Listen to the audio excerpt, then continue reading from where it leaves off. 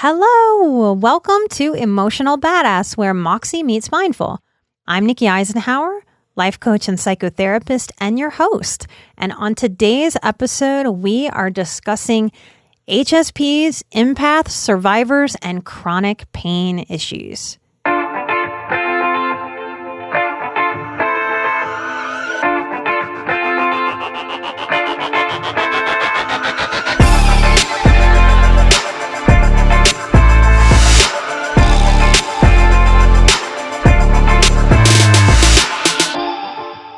As a tribe, HSPs have tons of chronic pain and autoimmune issues.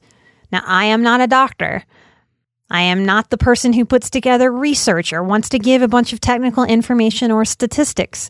But I'm here to share my personal and professional experience of working with so many HSPs and empaths, survivors and seekers, because chronic pain is such a universal issue that we struggle with. You may have thought physical pain at the mention of chronic pain, which may be an indicator that the tangible physical pain is easier for us to identify with and hone in on. But y'all, one of the problems with healthcare and mental health in this country is that we have separated our minds from our bodies in a very weird, strange way. Emotional pain, mental pain becomes physical pain. And physical pain, especially when it seems like it won't go away, becomes emotional pain. I speak on my own medical trauma story. I have a history of multiple jaw surgeries before the age of 22. That's an exclusive episode on our Patreon if you're interested in hearing that story.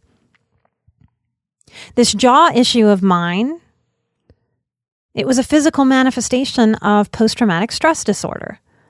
I can look back on my life and see conscious symptoms in the form of night terrors, even as a child. In my early 20s and early 30s, I found the anxiety of this chronic pain depressing.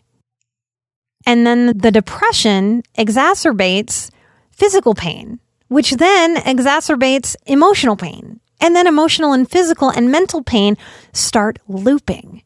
And then we spiral. And not just in the moment of any given day where we might spiral and have a meltdown, but we spiral in life. This is unacceptable to me. HSPs, empaths, survivors, seekers, we benefit from knowing this information because we must own and work to stop this traumatic looping before we sort of eat our own tails. I think this is why so many HSPs over-medicate and everything that means, from numbing out with TV to pharmaceuticals to street drugs to even just escapism. And when we feel caught in these loops, this is what allows suicidal ideation to really blossom and take hold. When we feel no way out of our pain, whatever that pain is, we start feeling desperate and circumstances seem unescapable. The psyche has no choice and naturally settles on suicide as an escape option. We must shine more light on this as an issue. We must shine light on other alternative paths when this looping starts. And we must learn strategies that minimize versus maximize our own pain. I am not pain-free today. You may even hear it sometimes on the show. There may be a time when my jaw spasms and we don't quite edit out how I jumble a word because my jaw's in chronic pain. But my pain is better than it has ever been before. It is greatly reduced. To minimize our chronic pain issues, we must weirdly, paradoxically, accept that we may never eliminate all of the manifestations of this pain. And only in this letting go did I stand a chance of getting my pain as close to eliminated as I can. The reason that this is important to practice acceptance is because if I'm fighting my pain, I am in fight or flight. And fight or flight is why so many of us are in chronic pain. That's why we have to stop fighting it. We have to learn how to care for it, not fight it, so that we're not accidentally putting our nervous systems into that fight or flight, wondering why we feel like we're losing our minds with anxiety and then depression from feeling so anxious. So I hope you can really hear how easy it is to slip into looping. Quick backstory on me is that I was baptized and given last rites my first few days of life. I was given last rites. This is the final sacrament in Catholicism, and this means that I was blessed, I was baptized, and then my little body felt all the feelings as the strong empath that I am, that I was born in this world to be.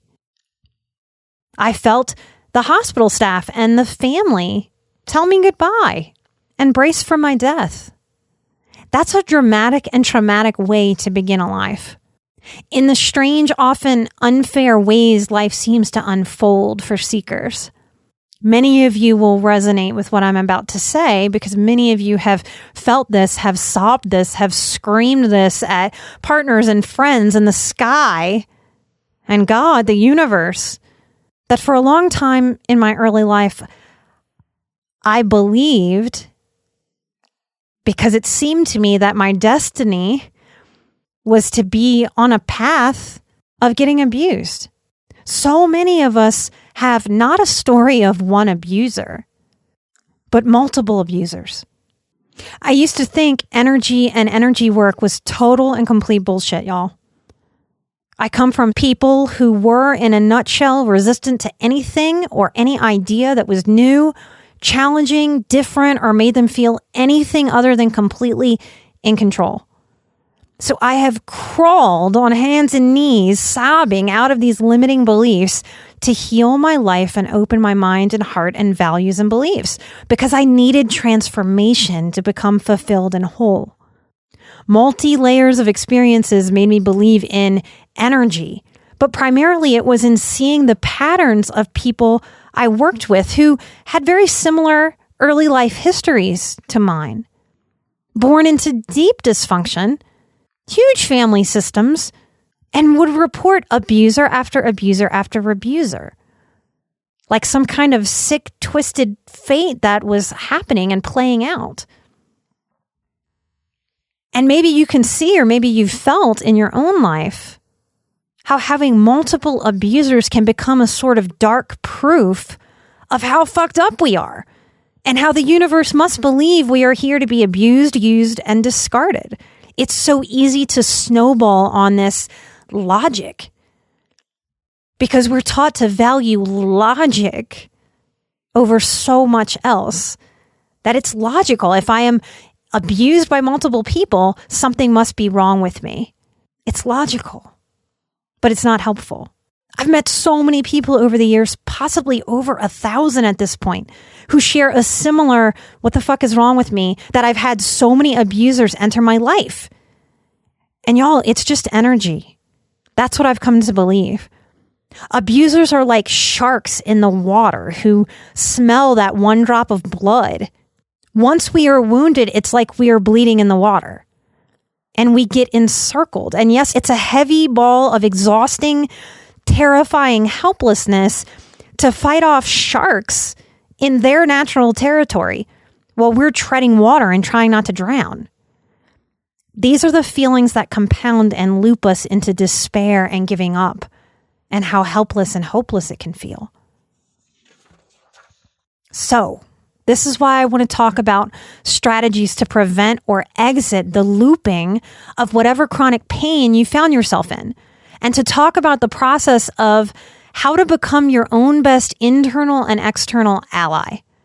Because when we are our own ally, we are never ally-less again in life.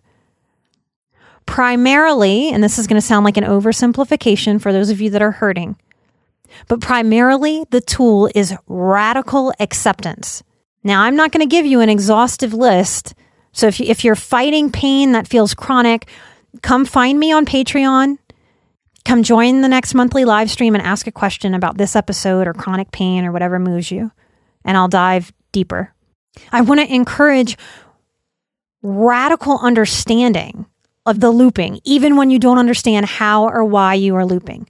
I see so many of you get stuck in trying to figure out what triggered you. And of course, that's useful at times, but it's not the end all be all. It's not everything. Learn to mindfully observe thoughts. Step back and simply acknowledge in your own way and words, I'm looping. You can't change something that you can't see, feel, or acknowledge. So this is more than just an important step. It's an important muscle to strengthen.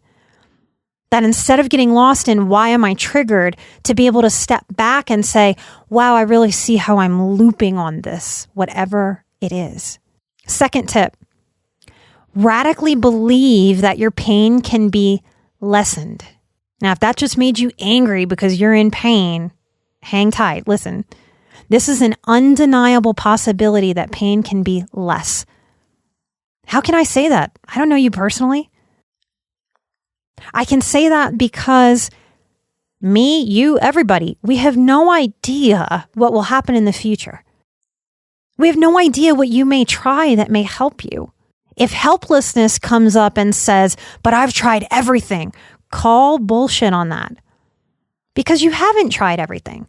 There's no way for you to even find everything to try. So combat that helpless, hopeless idea that just makes us loop on pain and despair. Third tip, radically accept current symptoms. I touched on this earlier in the episode. For years, I fought my own startle response, which is a very common response if you have post-traumatic stress. Why our nervous systems are fried. You don't have to understand brain chemistry or brain science to understand that a fried nervous system can have an easy startle response.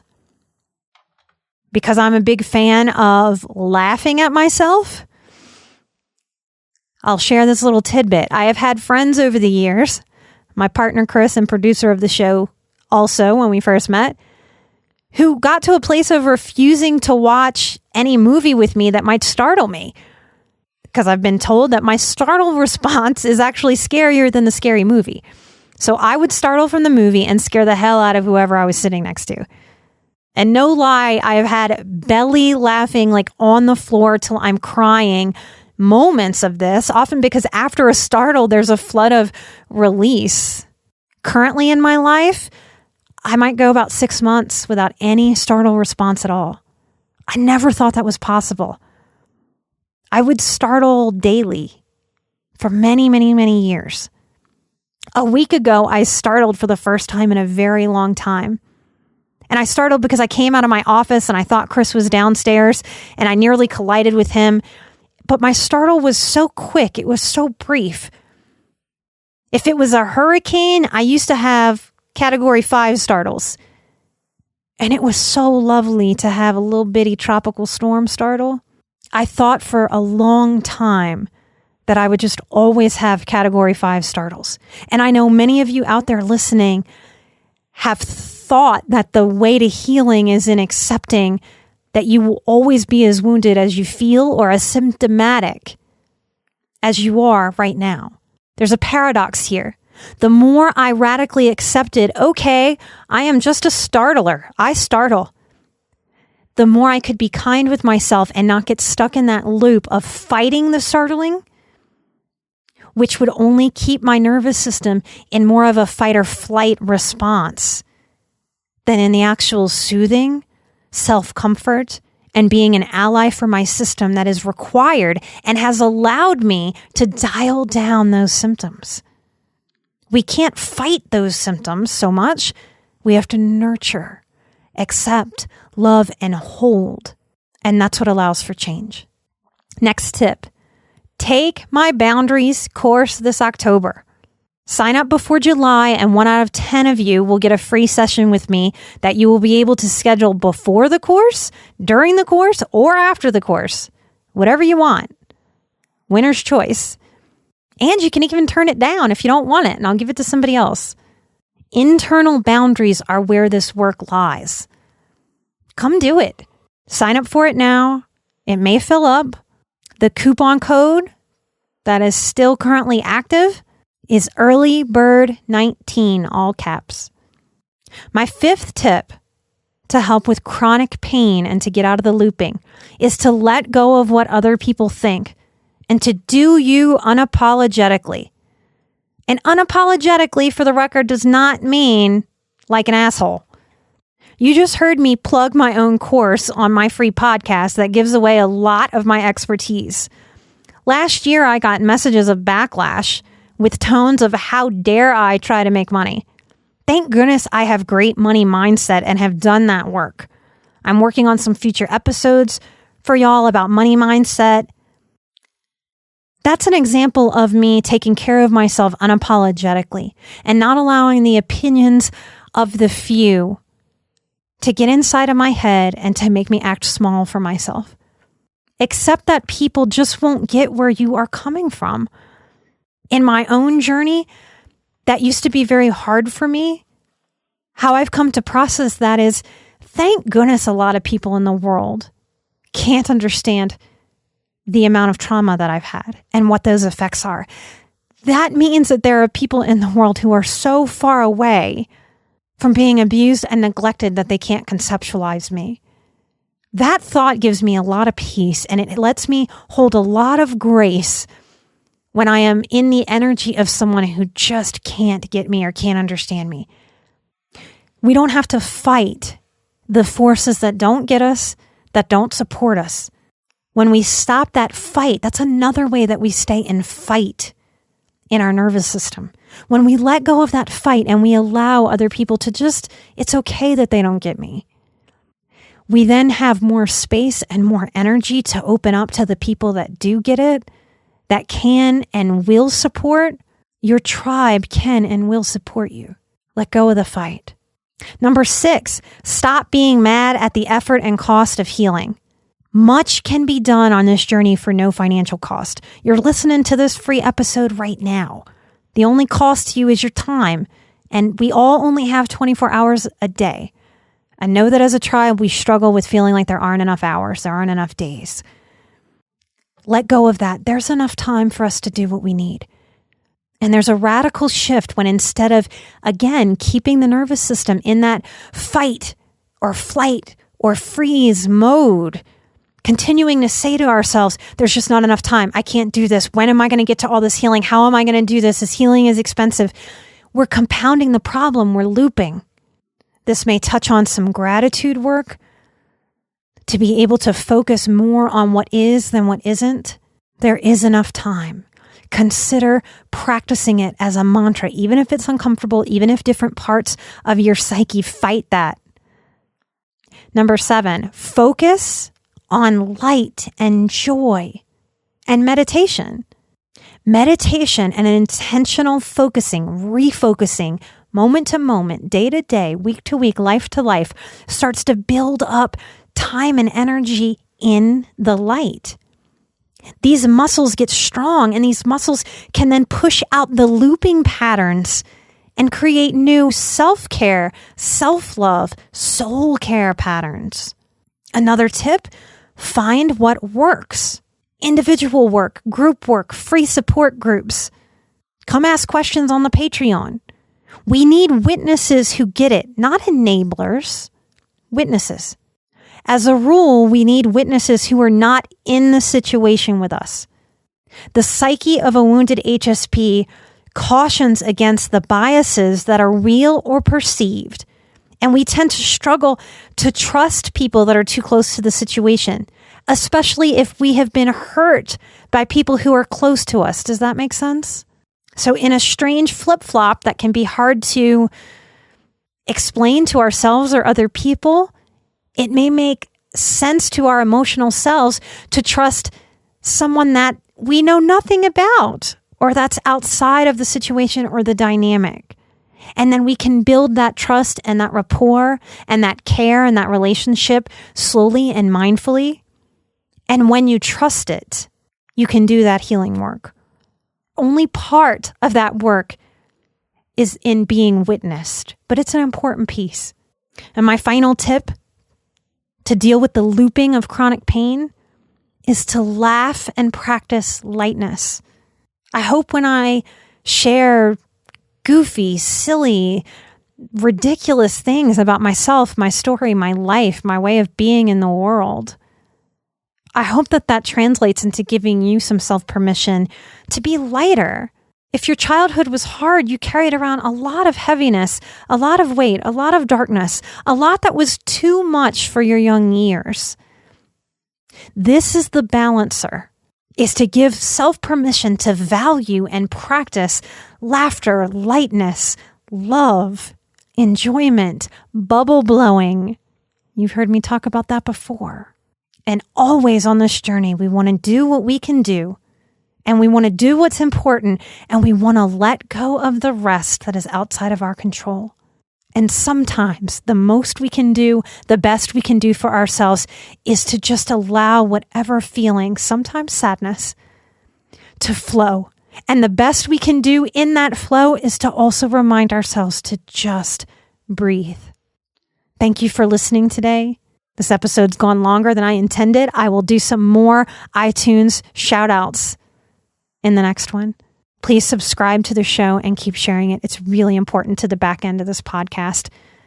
If any episode strongly resonates with you, you can find those episodes on our website, emotionalbadass.com, and you can share them on all the social media sites. We are catching up with all of the beautiful messages that we've seen across the internet.